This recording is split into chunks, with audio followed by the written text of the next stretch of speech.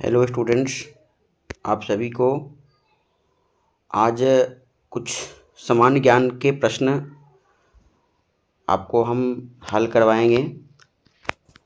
आज जो विद्यालय में सभी बच्चों को जो सीनियर सेक्शन के स्टूडेंट्स थे उनको हम प्रश्न दिए थे, उनका हम आंसर अभी हम बता रहे हैं। आंसर मिला लीजिए, किस प्रश्न का सही उत्तर क्या होगा। आपके सामने देख रहे हैं, पहला प्रश्न है कि संविधान के किस अनुच्छेद के तहत राष्ट्रपति को क्षमा दान की शक्ति प्राप्त है। यदि कोई व्यक्ति किसी भी प्रकार के अपराध करते हैं तो उसको अंतिम क्षमा दान प्रदान कर सकते हैं हमारे देश के राष्ट्रपति, जिसमें मृत्यु दंड भी शामिल है। यदि किसी न्यायालय के द्वारा, चाहे वो उच्च न्यायालय या सर्वोच्च न्यायालय के द्वारा भी यदि मृत्यु दंड दिया गया हो तो उसको क्षमा दान राष्ट्रपति द्वारा प्राप्त किया जा सकता है। अंतिम अपील वह व्यक्ति राष्ट्रपति के पास करेगा, जिसको राष्ट्रपति यदि चाहेगा तो क्षमा दान भी कर सकता है। यदि कोई अपराध है उसको क्षमा कर सकता है, जिसमें कि मृत्यु दंड भी शामिल है, उसको भी क्षमा कर सकता है। तो यह अपराध क्षमा दान करने का जो है वो संविधान के किस अनुच्छेद में उल्लेख किया गया है। तो इसका आंसर होगा सही उत्तर बी, अनुच्छेद 72। अनुच्छेद 72 के अंतर्गत राष्ट्रपति क्षमा दान कर सकता है। ठीक है,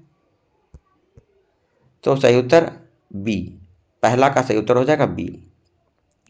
नेक्स्ट दूसरा प्रश्न है, लोकसभा के अध्यक्ष जो है अपना त्यागपत्र किसे दे सकते हैं। जैसे वर्तमान में लोकसभा अध्यक्ष हैं ओम बिरला भारत के, यदि इनको अपना त्यागपत्र देना हो तो यह अपना त्यागपत्र किन्हें दे सकते हैं। तो लोकसभा के अध्यक्ष जो होंगे वो अपने नीचे के जो पद के जो आसीन व्यक्ति होंगे, यानी लोकसभा के उपाध्यक्ष को अपना पद का इस्तीफा, अपने पद से इस्तीफा देने के लिए उनका अपना त्यागपत्र संबोधित करेंगे। तो लोकसभा उपाध्यक्ष, जो कि ऑप्शन नंबर डी में है, द सही उत्तर हो जाएगा द। नेक्स्ट क्वेश्चन है किस संविधान संशोधन के द्वारा शिक्षा के अधिकार को मौलिक अधिकार बनाया गया।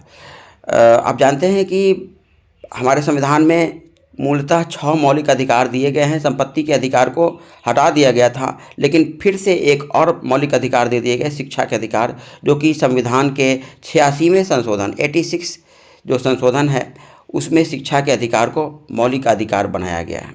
ठीक है, नेक्स्ट क्वेश्चन आपके सामने क्वेश्चन नंबर है चौथा प्रश्न है कि भारतीय संविधान की प्रस्तावना में धर्मनिरपेक्ष शब्द को कब जोड़ा गया था। 1976 का जो 42वां संशोधन था, जिसको कि संविधान का दूसरा संविधान भी कहते हैं, इसमें 3 शब्द जोड़े गए थे। धर्मनिरपेक्षता उसमें प्रमुख था। इस शब्द को 1976 में जोड़ा गया था। तो option number B is the right answer of question number 4। Next question 5वां, किस राज्य में राष्ट्रपति शासन, यदि किसी राज्य में राष्ट्रपति शासन अधिकतम कितने अवधि तक लगाया जा सकता है। ऐसे पहली बार राष्ट्रपति शासन 6 महीने के लगाया जाता है, लेकिन अधिकतम पूछा जाए तो उसे टर्मिनेट कर करके बार बार बढ़ा करके उसको अधिकतम 3 वर्ष तक लगाया जा सकता है, जो कि ऑप्शन नंबर सी में है, यानी स। तो 5वां का सही उत्तर हो जाएगा सी। एक बार में 6 माह के लिए लगाया जाता है और फिर अधिकतम 3 वर्ष के लिए। पंचायती राज व्यवस्था में संवैधानिक दर्जा किस समिति की सिफारिश पर दिया गया था। पंचायती राज व्यवस्था को संवैधानिक दर्जा किस समिति की सिफारिश पर दिया गया था। तो इसका सही उत्तर होगा, छठा का सही उत्तर ऑप्शन नंबर स, यानी LM सिंघवी समिति, जो कि ऑप्शन नंबर स में है। नेक्स्ट क्वेश्चन, भारत के नियंत्रक एवं महालेखा परीक्षक की नियुक्ति कौन करता है। भारत के नियंत्रक एवं महालेखा परीक्षक की नियुक्ति भारत के राष्ट्रपति के द्वारा किया जाता है और राष्ट्रपति ऑप्शन नंबर बी में है। तो सही उत्तर होगा 7वां का बी। 8वां का, राज्यसभा का पदेन सभापति। राज्यसभा भारत का एक उच्च सदन है और ये अस्थाई सदन है, ये कभी भंग नहीं होता है। इसके सदस्यों का कार्यकाल 6 वर्ष के लिए होता है और इस जो सभा है उच्च सदन, इसके सभापति पदेन होते हैं। इसकी निर्वाचन नहीं होता है, बल्कि भारत के जो उपराष्ट्रपति होते हैं यही इसके पदेन सभापति होते हैं। तो 8वां का सही उत्तर हो जाएगा बी। 9वां, निवारण निरोध के अंतर्गत किसी व्यक्ति को बिना ट्रायल के अधिकतम कितने समय तक हिरासत में रखा जा सकता है। यदि कोई व्यक्ति को यदि कैद में रखा जाए तो निवारण निरोध नियम के अंतर्गत अधिकतम 3 महीने तक उस व्यक्ति को कैद में रखा जा सकता है। 3 महीना ऑप्शन नंबर बी में है, तो सही उत्तर हो जाएगा बी। भारतीय संविधान के कौन सा अनुच्छेद समान नागरिक संहिता से संबंधित है? भारतीय संविधान का जो कुल भारतीय संविधान में 395 अनुच्छेद है, तो उनमें कौन सा अनुच्छेद समान नागरिक संहिता से संबंधित है? तो इसमें सही उत्तर हो जाएगा अनुच्छेद 44 यानी ऑप्शन नंबर स। गौतम बुद्ध के प्रथम उपदेश को धम्मचक्र प्रवर्तन कहते हैं और वे अपना पहला उपदेश कहाँ दिए थे? तो देख लीजिए, गौतम बुद्ध ने अपना पहला उपदेश कहाँ दिए थे? जी हाँ, गौतम बुद्ध अपना पहला उपदेश कुशीनगर। सही उत्तर 11 का बी।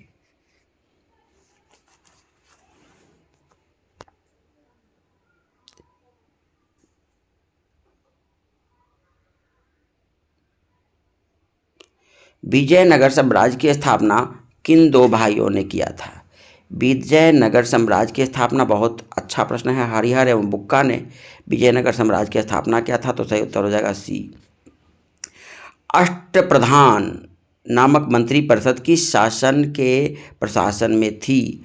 अष्टप्रधान शिवाजी महाराज ने जो मंत्रिपरिषद का गठन किया था उसको अष्टप्रधान के नाम से जाना जाता था, तो 13 का सही उत्तर भी हो जाएगा सी।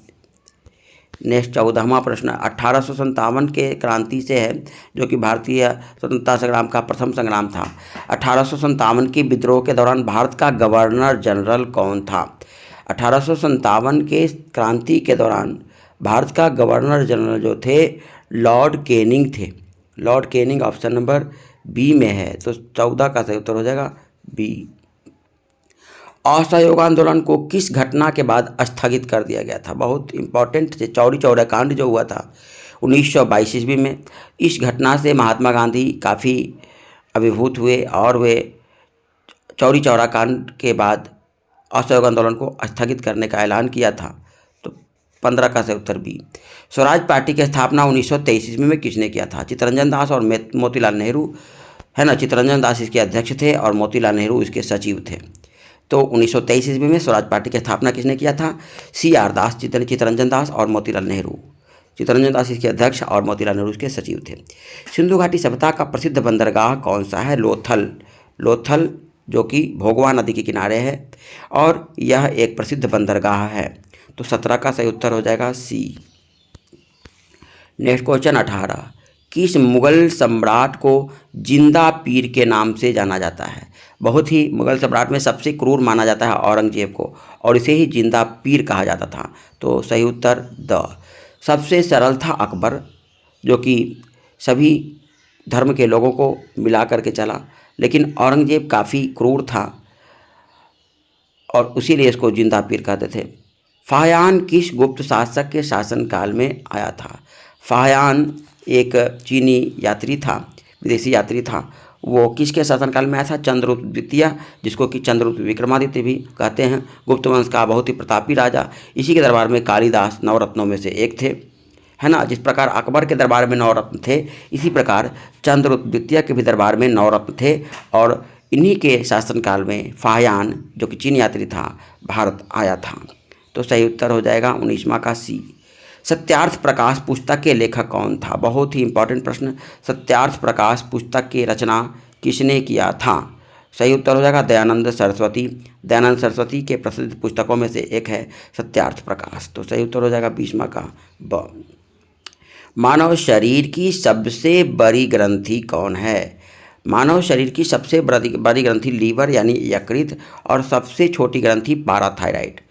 याद कीजिएगा एक बार फिर से, मानव शरीर की सबसे बड़ी ग्रंथि लीवर, और सबसे बड़ी हड्डी फीमर, और सबसे छोटी ग्रंथि पाराथायराइड, और सबसे छोटी हड्डी जो होता है स्टेपिस, कान में। नेक्स्ट क्वेश्चन नंबर 22, ध्वनि की गति अधिकतम किस माध्यम में होता है? ध्वनि की गति जो होती है सबसे अधिक किस माध्यम में होगी? क्वेश्चन नंबर 22, वायु, जल, निर्वात या इस्पात। तो ध्वनि की गति जैसे जैसे माध्यम का घनत्व बढ़ेगा, ध्वनि की चाल भी बढ़ती है। तो वायु में, निर्वात में तो ध्वनि का गति होगी ही नहीं, निर्वात में ध्वनि नहीं होता है, बिल्कुल निर्वात में ध्वनि गतिशील नहीं होती है। और वायु में सबसे कम होगा, जल में उससे अधिक और इस्पात में सबसे अधिक। तो सही उत्तर हो जाएगा 22 का द। पेंसिल में जो प्रयुक्त काला शीशा होता है वो वास्तव में क्या होता है, जिससे हम लोग लिखते हैं, वो वास्तव में होता है क्या, ग्रेफाइट होता है। क्या होता है, पेंसिल में क्या चीज़ का प्रयोग करते हैं, ग्रेफाइट का प्रयोग करते हैं। अगला प्रश्न है 24, रक्त का थक्का जमने में कौन सा विटामिन सहायक होता है।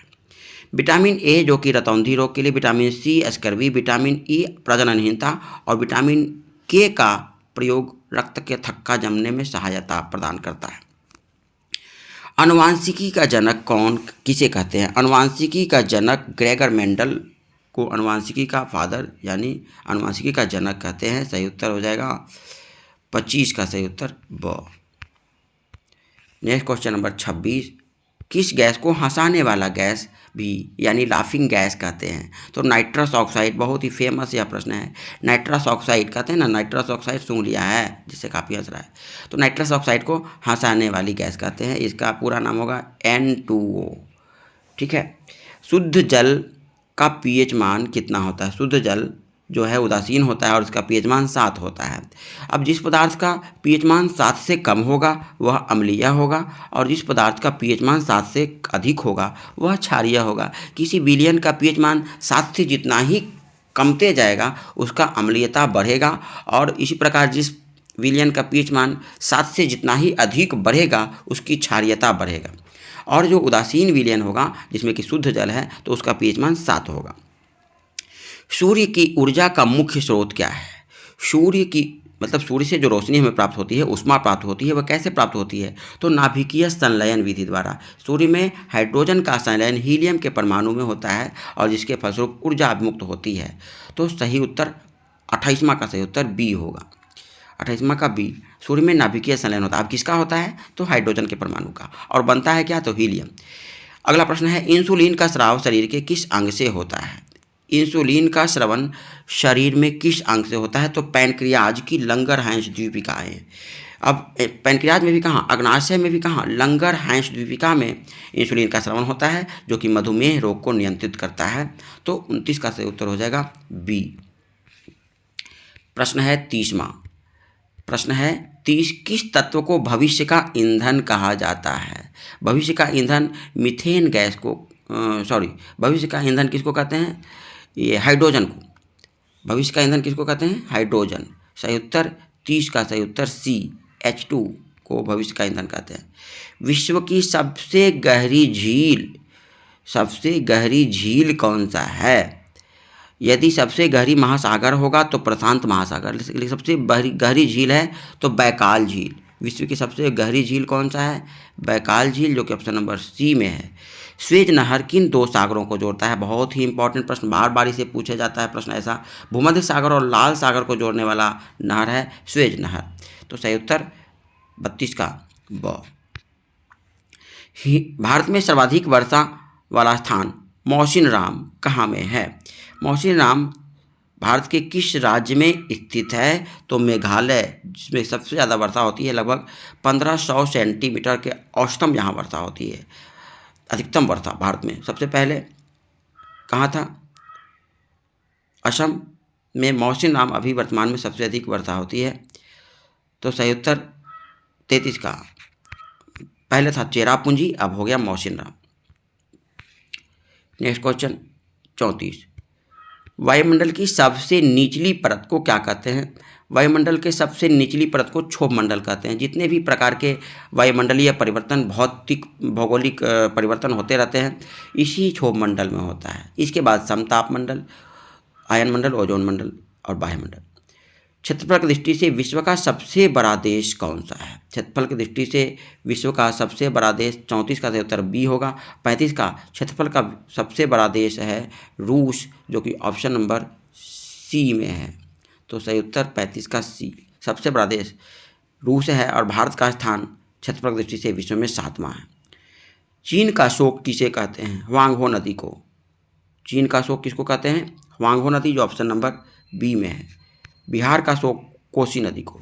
भारत और श्रीलंका को अलग करने वाले जल संधि को क्या कहते हैं? पाल्क जल संधि या पाल्क जल डमरू मध्य, जो कि भारत और श्रीलंका को अलग करता है। तो इसका भी ऑप्शन नंबर हो गया बी। क्वेश्चन नंबर 38, ओजोन परत वायुमंडल का किस परत में पाई जाती है? 38वां प्रश्न है, समतापमंडल में ओजोन परत पाया जाता है। Option number B is the right answer of question number 38। Ring of fire किस महासागर से संबंधित है? अब थोड़ा टफ प्रश्न है। रिंग ऑफ फायर विश्व का सबसे बड़ा महासागर है, प्रशांत महासागर, और इसी से रिंग ऑफ फायर का संबंध है। तो ऑप्शन नंबर बी। भारत का एकमात्र सक्रिय ज्वालामुखी कहाँ है? भारत का एकमात्र सक्रिय ज्वालामुखी बैरन द्वीप, अंडमान निकोबार द्वीप समूह में से है। ये बैरन द्वीप, यहीं पर सक्रिय ज्वालामुखी स्थित है। 40वां का सही उत्तर हो जाएगा बी। भारतीय रिजर्व बैंक का राष्ट्रीयकरण कब हुआ था? भारतीय रिजर्व बैंक का राष्ट्रीयकरण स्थापना हुआ था 1935 ईस्वी में, और 1949 ईस्वी में इसका राष्ट्रीयकरण हुआ था। ध्यान दीजिएगा, भारतीय रिजर्व बैंक की स्थापना हुआ था 1935 ईस्वी में और राष्ट्रीयकरण हुआ था 1949 ईस्वी में। तो 41 का सही उत्तर हो जाएगा सी। अगला 42 प्रश्न, स्टैगफ्लेशन का अर्थ क्या है? स्टैगफ्लेशन का क्या अर्थ होता है? स्टैगफ्लेशन का अर्थ क्या होता है? मुद्रास्फीति और विकास दोनों बढ़ना, मंदी के साथ मुद्रास्फीति, केवल मंदी, और मुद्रास्फीति के दर में गिरावट। तो यहाँ मंदी के साथ मुद्रास्फीति को ही स्टैगफ्लेशन कहते हैं, मंदी और मुद्रास्फीति दोनों। तो सही उत्तर हो जाएगा 42 का ब। नोबेल पुरस्कार जीतने वाले प्रथम भारतीय कौन थे? भारत में सबसे पहले रविन्द्रनाथ टैगोर को साहित्य के क्षेत्र में नोबेल पुरस्कार मिला था, और इन्होंने गीतांजलि पुस्तक जो लिखा था इसी के लिए इनको नोबेल पुरस्कार प्राप्त हुआ था। भारत में सबसे पहले नोबेल पुरस्कार प्राप्त करने वाले व्यक्ति गुरुदेव रविन्द्रनाथ टैगोर थे, जो कि साहित्य के क्षेत्र में नोबेल पुरस्कार प्राप्त किए थे। संयुक्त राष्ट्र संघ का मुख्यालय कहाँ है? यूएनओ, जिसकी स्थापना 24 अक्टूबर 1945 ईस्वी को किया गया था, और इसकी स्थापना कहाँ में है? न्यूयॉर्क। ऑप्शन नंबर सी सही उत्तर स। भारत में जीएसटी कब लागू किया गया था? भारत में जीएसटी जो है सबसे पहले 1 जुलाई भारत में जीएसटी सबसे पहले 1 जुलाई 1917 ईस्वी को लागू किया गया था। तो सही उत्तर होगा श। जीएसटी जो टैक्स लेता है भारत सरकार, वो जीएसटी कब लागू किया गया था? 1 जुलाई 1917 ईस्वी को। नेक्स्ट क्वेश्चन है 46, ये इकोनॉमिक्स से है। बुल एंड बियर, ये शेयर बाज़ार में ये सब शब्द पढ़ने के लिए आता है। तो बुल और बियर का संबंध किससे है? शेयर बाज़ार, है ना। जब शेयर बाज़ार का दर गिरता है और बढ़ता है, इससे संबंधित है बुल और बियर। इसका संबंध है शेयर बाज़ार से। किस खेल को टेनिस का मक्का कहते हैं? किस खेल को टेनिस का मक्का कहते हैं? तो इसका सही उत्तर होगा विंबलडन। विंबलडन को टेनिस का मक्का कहते हैं। सही उत्तर हो जाएगा अ। विश्व व्यापार संगठन का पूर्ववर्ती नाम क्या था? विश्व व्यापार संगठन को पहले किस नाम से जानते थे? WTO को पहले हम लोग गैट के नाम से जानते थे। तो गैट सही उत्तर हो जाएगा 48 का बी। नेक्स्ट है, भारत का प्रथम पंचवर्षीय योजना किस मॉडल पर आधारित था? भारत का प्रथम पंचवर्षीय योजना, ये थोड़ा टफ प्रश्न है इकोनॉमिक्स से। हेरोड डोमर मॉडल से भारत का प्रथम पंचवर्षीय योजना आधारित था। सही उत्तर हो जाएगा 49 का बी। और लास्ट प्रश्न आज का, कि गोल्डन हैंडशेक योजना का संबंध किससे है? गोल्डन हैंडशेक का योजना का संबंध स्वैच्छिक सेवानिवृत्ति, यानी यदि कोई व्यक्ति अपनी रिटायरमेंट यदि स्वयं लेना चाहता है तो वॉलेंटियर रिटायर, है ना, वॉलेंटियर रिटायर यानी स्वैच्छिक सेवानिवृत्ति से संबंधित है गोल्डन हैंडशेक योजना। सही उत्तर 50 का बी। इस तरह से 50 प्रश्नों का आंसर आप लोग एक एक करके देखें, मिला लीजिए, और सभी बच्चे बताएंगे कि अपना नाम के साथ कमेंट करें कि किसका कितने आंसर सही हुए। ठीक है, मिलते हैं अगले क्वेश्चन। अब इसी प्रकार हम भेजेंगे और उसका आंसर हम आपको बताएंगे। ठीक है।